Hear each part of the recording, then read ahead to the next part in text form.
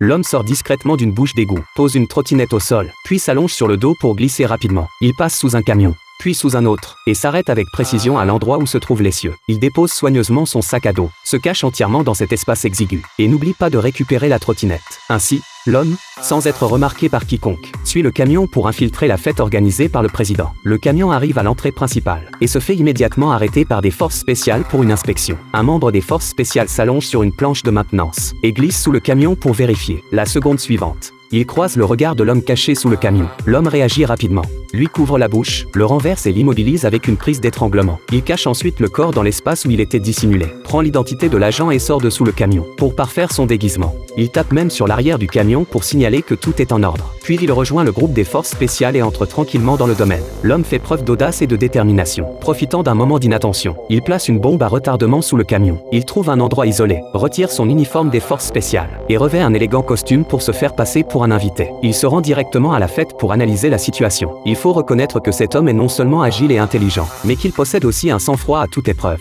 Après quelques minutes d'observation, il décide intentionnellement de se faire repérer par les forces spéciales. Ces dernières, immédiatement en alerte, déploient toutes leurs unités pour l'encercler dans la cour. Malgré la centaine d'hommes armés qui le cernent, l'homme ne montre aucun signe de panique, car tout cela faisait partie de son plan. La seconde suivante, on découvre que cet homme était un ancien agent secret à la retraite, vivant seul dans une cabane en forêt comme apiculteur. Il entretenait une relation d'entraide avec une vieille voisine. Leur quotidien était paisible et harmonieux, mais un drame imprévu est venu briser cette tranquillité. Un jour, alors qu'il voulait offrir un pot de miel à la vieille dame, il découvre qu'elle s'est suicidée. En enquêtant, il apprend que toute sa fortune avait été escroquée par un réseau criminel spécialisé dans les fraudes téléphoniques. Sous le choc, la vieille dame s'était tiré une balle. Cette révélation plonge l'homme dans une colère noire. Il jure alors d'éliminer cette organisation malfaisante. Pour venger la vieille dame,